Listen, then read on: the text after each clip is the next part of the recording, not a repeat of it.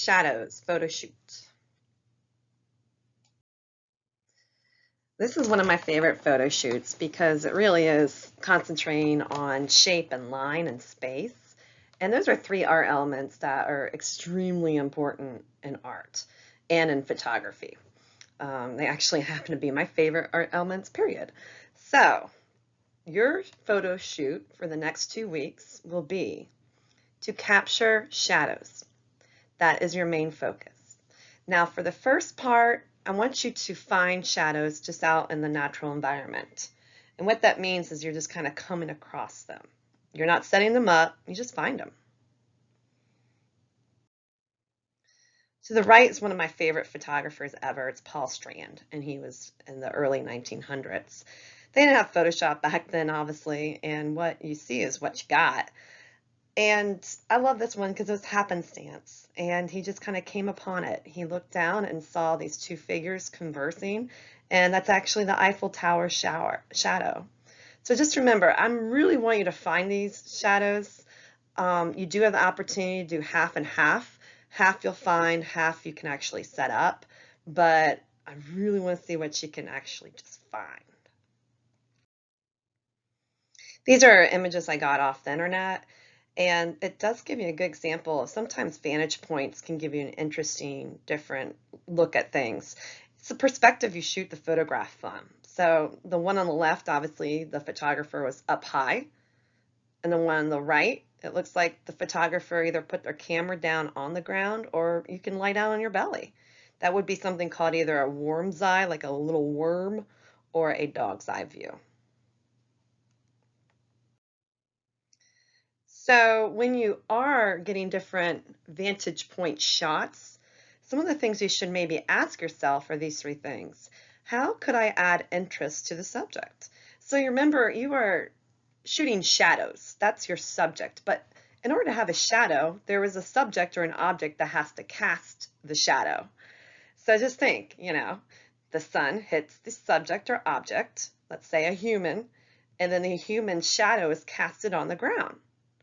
So you have to think, how can I add interest to this? Should I walk over here? Should I get up on a ladder? Be careful. Or should I get down on my knees? How can I show the viewer a new perspective on this subject?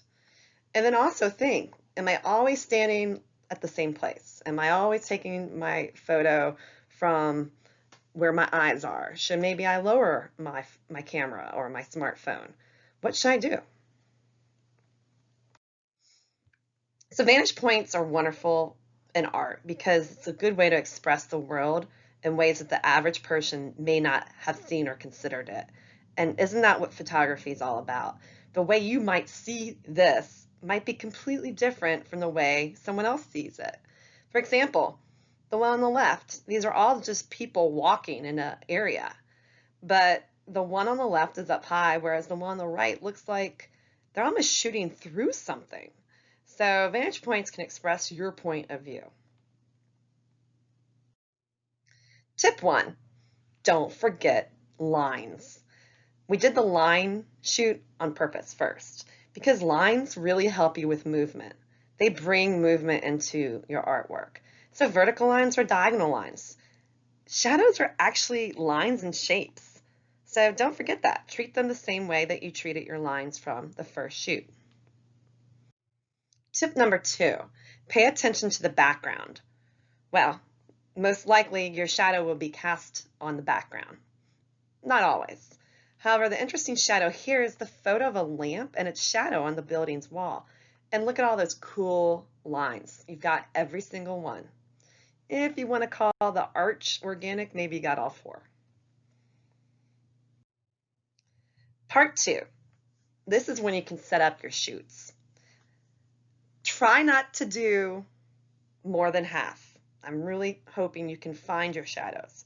But there's going to be some that you're going to have to set up, and that's okay, and these are pretty beautiful.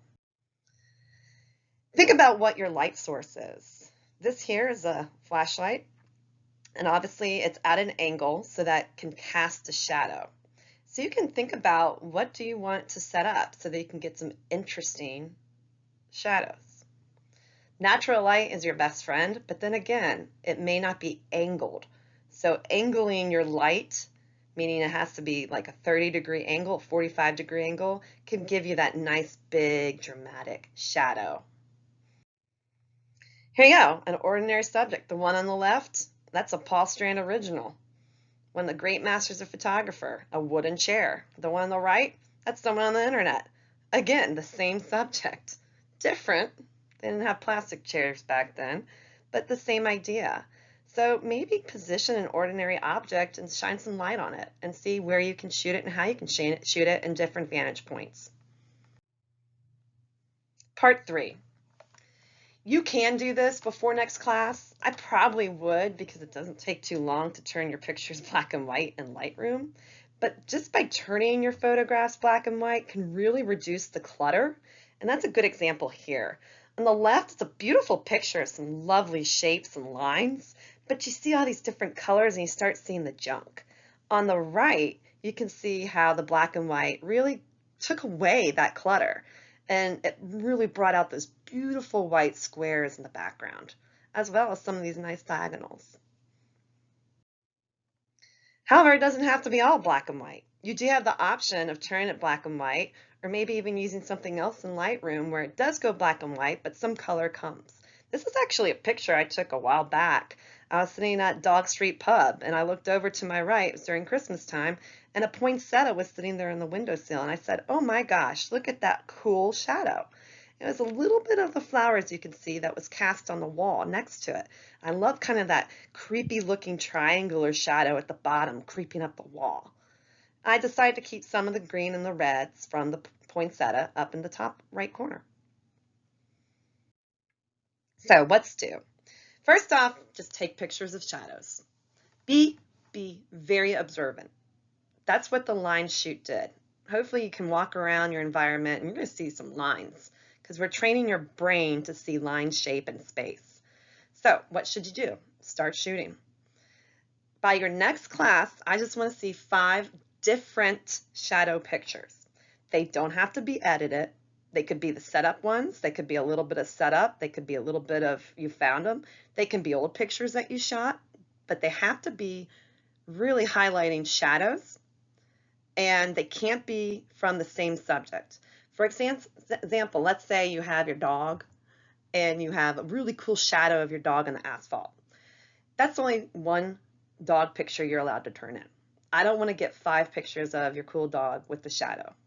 So you have one of your dog casting a shadow. Of course, you're taking a picture of the shadow. You can have your dog in it as well.